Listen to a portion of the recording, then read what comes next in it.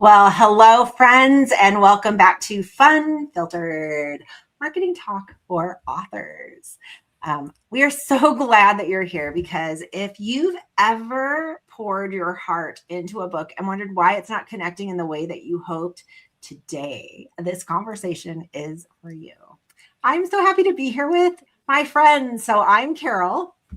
I'm Sara. And I am Heather.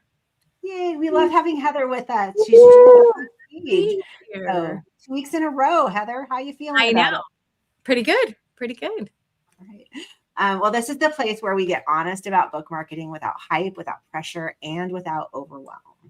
Yeah, we know that many of you are writing from calling, from conviction, and also lived experience. I am in awe of the stories that we get to step into, but sometimes we also key into not. Let me say that again. See, I wanted to start this off really, really well and be the first one to mess up so my sisters could mess up later and feel good about themselves. So let me dial back just a wee bit. We know that many of you are writing from calling, from conviction, from lived experience, not from trends and algorithms. And we don't want you to chase those. Instead, we want you to lean into that calling. Yeah. When a book doesn't reach the readers that you hoped it would, that can feel discouraging and sometimes kind of confusing. Yeah. So today we're going to dig into one of the most common and most fixable reasons that books stall. Yeah. It's the idea that books are for everyone. Yeah, because when a book tries to speak to everyone, it often ends up not really reaching anyone. I just had this conversation yesterday with an author who is getting ready to sign to publish her Bible study. And she's like, I just want everybody to do this book. And doesn't always work that way. So we hear it all the time. My book is for all women. My book is for anyone who loves Jesus. My book is for people who need hope. And while all of those statements may sound legitimate, they're actually very unclear. And when it's not clear who a book is for, readers tend to move on. We don't like to be confused. We like to have clarity. Readers aren't drawn to broad messages. They're actually drawn to the messages that feel personal and relevant to their own lives.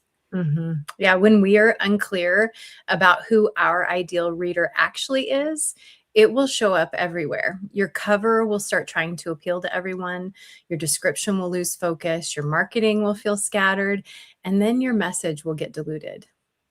So it's not because the book isn't good, but because the aim, who your book is actually for, is not clear at all.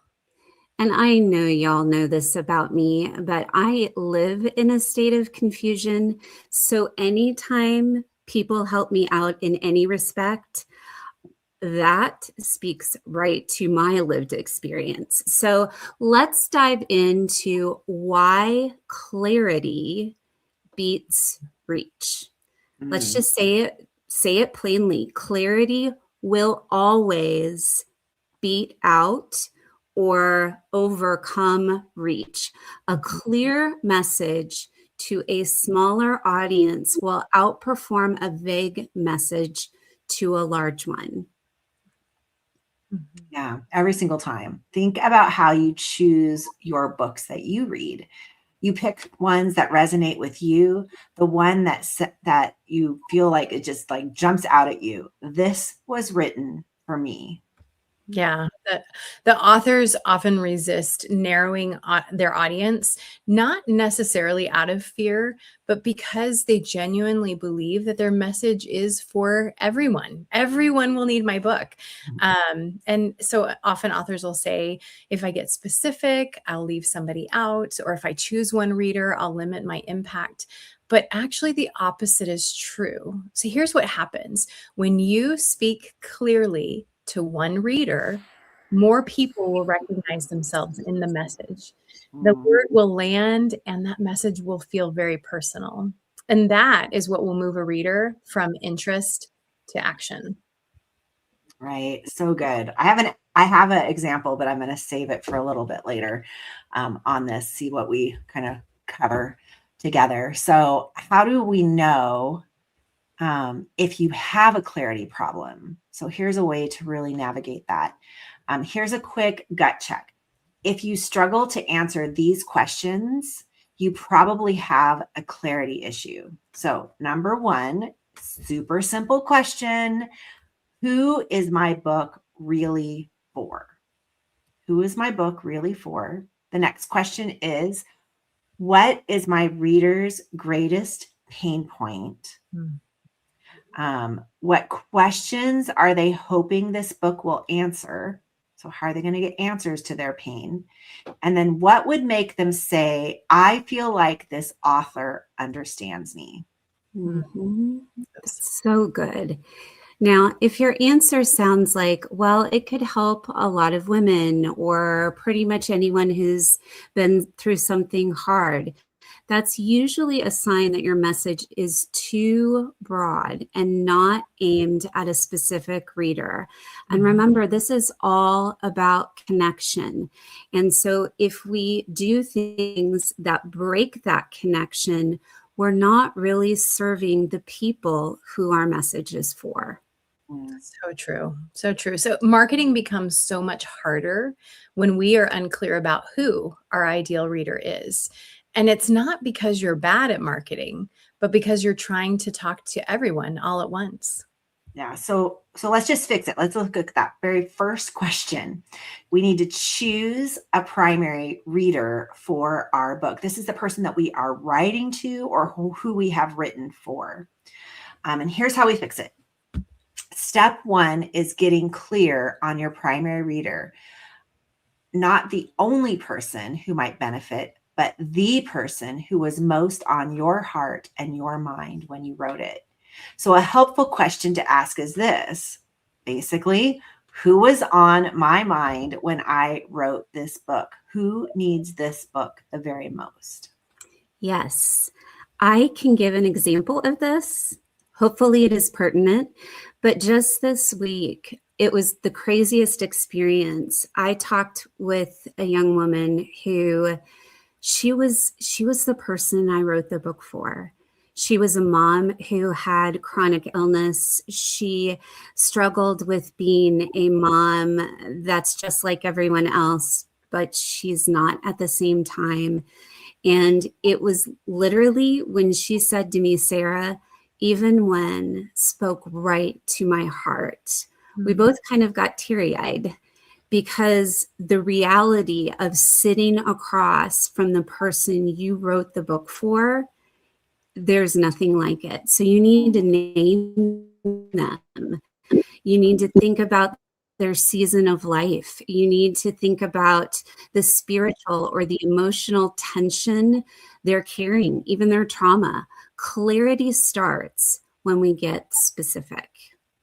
Wow, that's powerful. That must have been amazing, Sara, to just hear that It firsthand. was, it was, it was, and so encouraging because Yeah. we get so fixated on the numbers and the sales. But the reality is, when we see in front of us the person it changed the game for, there's nothing better than that.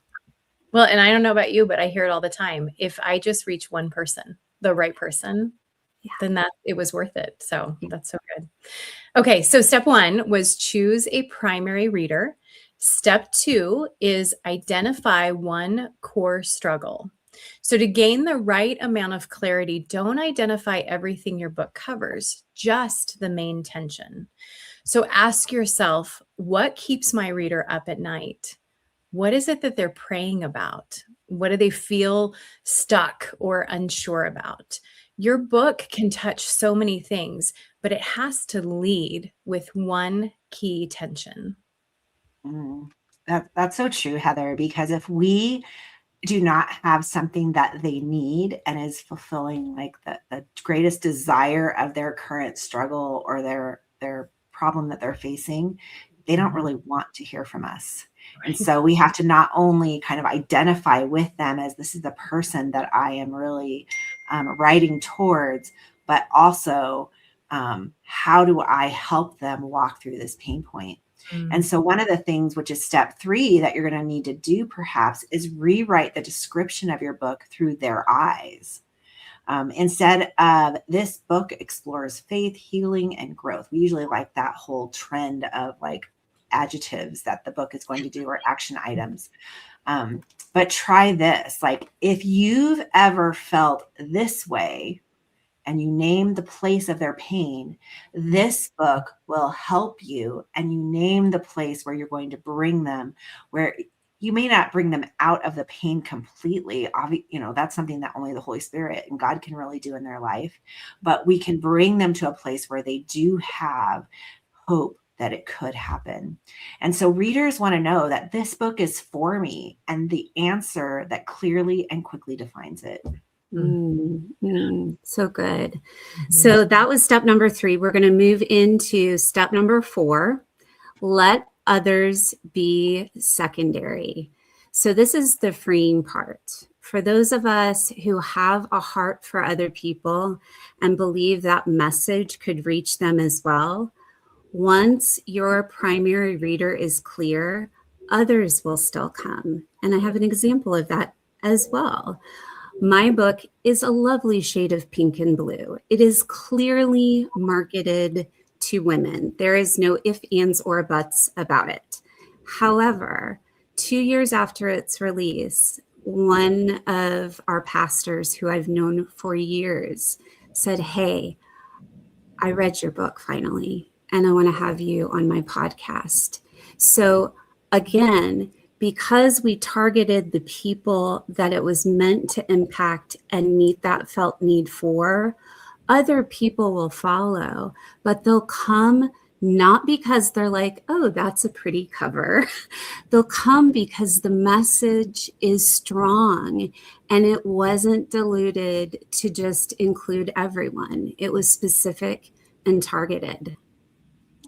So good. So I do have an example. I'm going to do a visual aid since I happen to have my handy dandy books by me.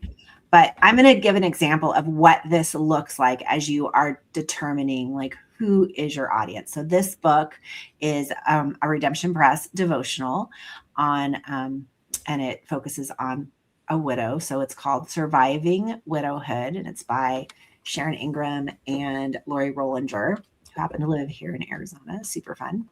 But they wrote this book because they both lost their spouses. So Lori is the daughter, and she lost her husband, Greg. And then Sharon, the mother, lost her husband 5 years later.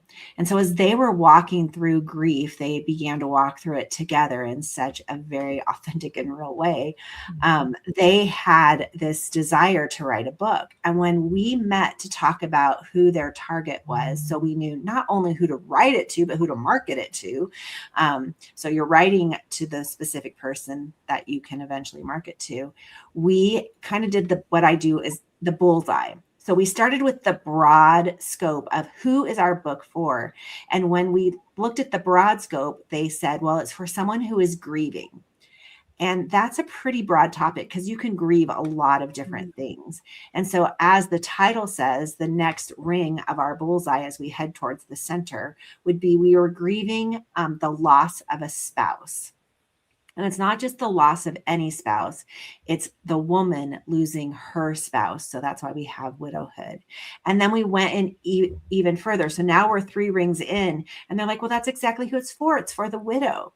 But as we had a conversation about, as you were writing this, who were you thinking of? And they said, you know what? When we first lost our spouse, we just needed a little snippet of encouragement every day to know that we were not alone, to know that someone's walked this path with me. And so we came in with the bullseye focus of this is for a woman grieving the loss of her spouse during the first year. And it has become a tool that I know here in Arizona and probably in many places that pastors have on their shelves, that women's ministry directors have on their shelves, so that when the woman comes in to that meeting to plan the memorial service, they are handed this book as a gift of, here is something that's going to walk with you, because these two women have walked the same road. Now, with what Sara just said, this actually has extended beyond, because women across the country are buying this book who have lost their spouse at some point in their journey. And even men have captured truth and encouragement in it. So it's not that it can't reach a wider audience, but knowing that audience has helped them really focus in. And so we want to really pause here just for a second, because this part of our teaching today really does matter. If your book isn't selling the way you hoped, that doesn't mean something's wrong with your book. And it definitely doesn't mean that you missed your calling in it. More often than not, it means the messaging isn't clear and it isn't reaching the right reader. Yes. We see it so often. Authors have something very good to say, something very meaningful, something that needs to be heard. But that author is trying to say it to so many people at once. So the marketing starts to sound very general, a little all over the place, and the reader can't quite identify if that book is for them. So it's not a failure. It is just a signal that more clarity is needed. And the good news is, this isn't about doing more or being louder with your marketing. It's about getting more honest and focused in how you talk about your book. Because when you know who you're speaking to, the words are going to come so much more natural. The message is going to feel steady, and the right readers start to lean in. Books tend to move when they connect one person at a time. And isn't that just like God's plan, even for us as we love and serve one another? It's about loving, seeing, serving one at a time. And book sales and marketing is no different. When a reader feels understood, they share the book, they recommend it, they come back for more.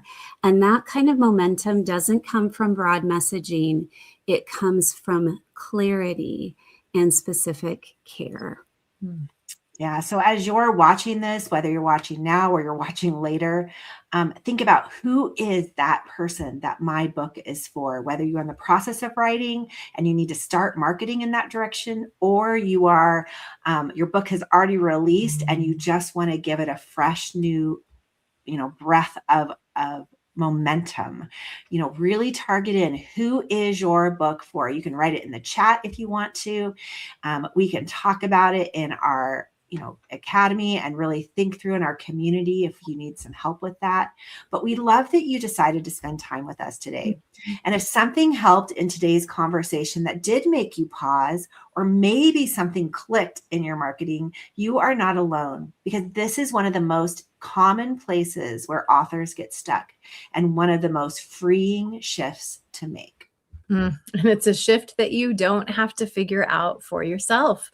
As so many of you know, Book Marketing Pro Academy, inside of that is where we're walking authors through exactly that, getting clear on who your book is for, sharpening your message, and then building a plan that will actually fit you and your season.